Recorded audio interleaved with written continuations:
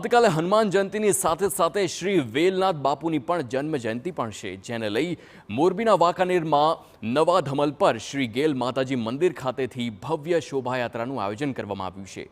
વેલનાથ બાપુ તેમજ હનુમાન દાદાની જન્મ જયંતિ નિમિત્તે પરંપરાગત શોભાયાત્રા નીકળશે અને શોભાયાત્રામાં કોઈ અસામાજિક પ્રવૃત્તિ ન થાય તે માટે ઠાકોર સમાજ દ્વારા પ્રથમ વખત અનોખી પહેલ કરવામાં આવી છે। તો આપને જણાવી દઈએ કે નિમંત્રણ પત્રિકામાં મોડિફાઈડ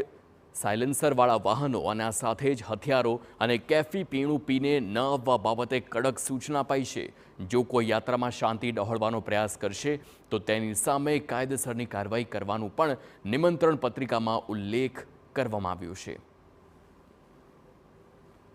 કેફી પીણા કે હથિયારો લઈને શોભાયાત્રામાં જોડાઈ અને વાતાવરણ ડહોળવાની કોશિશ કરતા હોઈએ છે, તો આ વસ્તુ નાથવા માટે 18 વર્ણ કે ધાર્મિક પ્રજા માટે અમે